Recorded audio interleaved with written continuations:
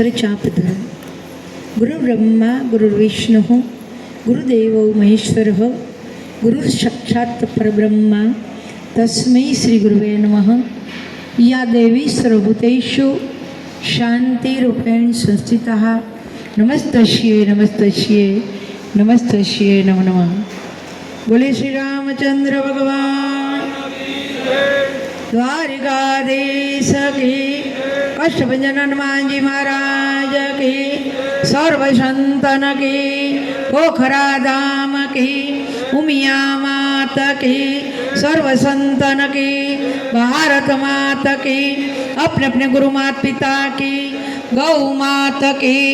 ओम नमः पार्वतीपति हर हर महादेव। जय हनुमान ज्ञान गुण सागर जय कपीश तिहु लोग उजागर।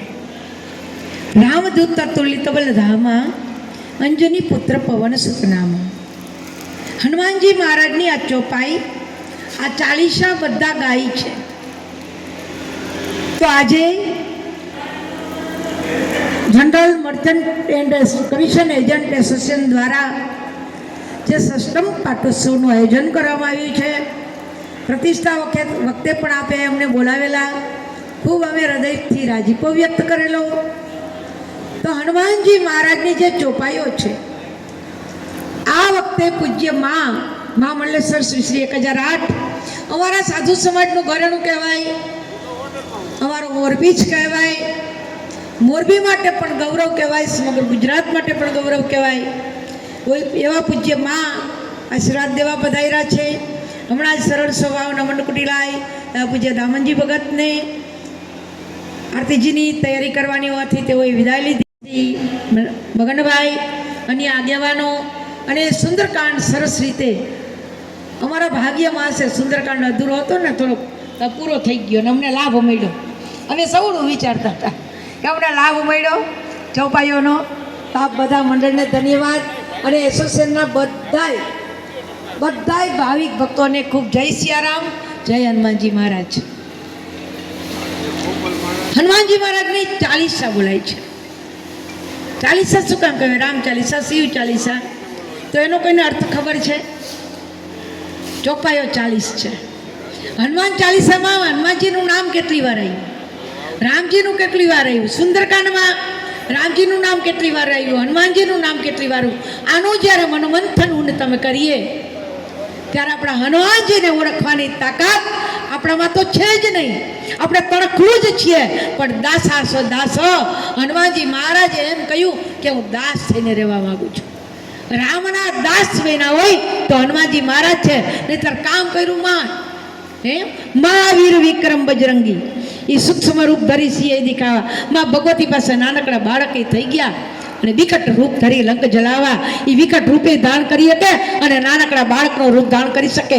આના ઉપરથી મારે તમારે દાખલો લેવાનો છે કે આપણે જ્યારે મા પાસે જઈએ ત્યારે બાળક બનવું જોઈએ, અને સમય આવે ને ત્યાં ભારતનો દેશનો યુવાન કે ભારતના દરેક વ્યક્તિ એક હનુમાન છે।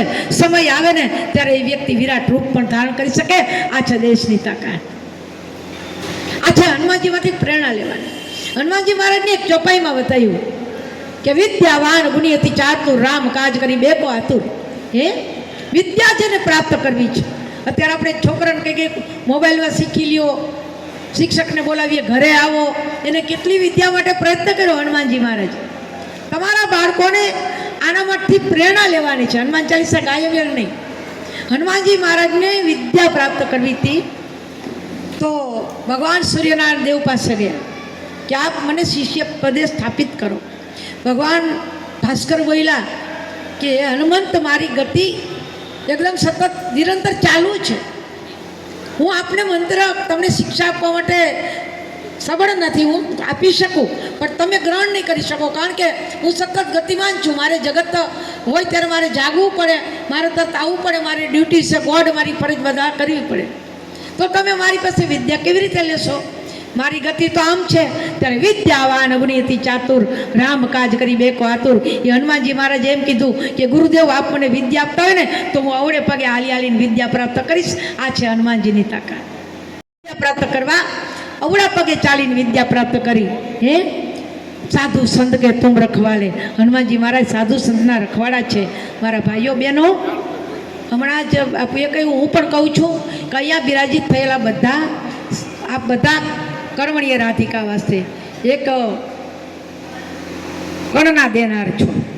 અહીંયા માર્કેટિંગમાંથી જ બધી વસ્તુ સપ્લાય થાય ને, તો એ અમારા જીવન ભૂખ લાગી હોય કાંઈ એમ ન કહેવાય કે લાવો તો અહીંયા ચાંદીની થાળી ખાઈ લઈ. બપોરે કોળીઓ તો અનાજનો જ લેવો પડે ને. તો તમે બધાય દિવ્યતાવાળા છો, ધન્યતાવાળા છો.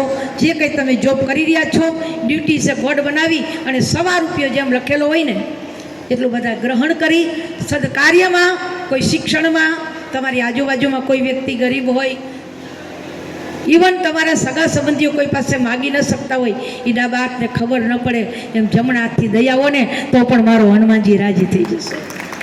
આ કરવાનું છે. કોઈ વિદ્યામાં અધૂરું રહી ગયું હોય એની શિક્ષણ ફી ભરી દો, મારો હનુમાન રાજી થઈ જશે. કોઈ દર્દી નારાયણ હોય, નાશે રોગ હરે સબ, એક એક ચોપાઈમાંથી આપણે પ્રાપ્ત કરવાનું છે. કોઈ ગરીબ દર્દી હોય, કોઈને કહી ન શકતા હોય ભાઈ, હે બીજા લોકો કહી શકે પણ કહી ન શકતા હોય, પણ જ્યારે છાની માની અને તમે દવા લઈને દવાખાને પહોંચાડી દો ને તો પણ મારો હનુમાન રાજી થઈ શકે. આ હનુમાન ચાલીસાનો અર્થ છે. તો આજના દિવસે આ બધા ભાઈઓ ખૂબ ધન્યવાદ. તમે અમને આમંત્રણ દેવા આવ્યા. પૂજ્ય માને તો સમય નથી, અને તમે આવ્યા તો હું કેવી હાલતમાંથી ખબર. રત્નેશ્વરી દેવી આવવાના હતા, બાપુને ટાઈમને મારે તો જવું જ પડે ને, નકર છોકરાઓને ખોટું લાગે. કદાચ રાત્રે આવશે, પણ મારા ભાઈઓ આવો નવો પ્રેમ, આવો નવો ભાવ ખૂબ ઉમિયા માતાજી રામદેવજી મહારાજ આપના પર કરુણા કરે. સંતોની હંમેશા મેર વરસતી રહી આપના પર, અને બધા આગેવાનોનો આદર સત્કાર પ્રાપ્ત થતો રહીએ. મંડળવાળાને ધન્યવાદ, યુવાનોને ધન્યવાદ, આ જે સેવા કરી રહ્યા છે એવી ખૂબ ધન્યવાદ. અને હનુમાનજી મહારાજને ઉમિયામાં બધા ઉપર રાજીપો વ્યક્ત કરે એવી ભાવના વ્યક્ત કરી મારી વાણીને વિરામ. જય સિયારામ, જય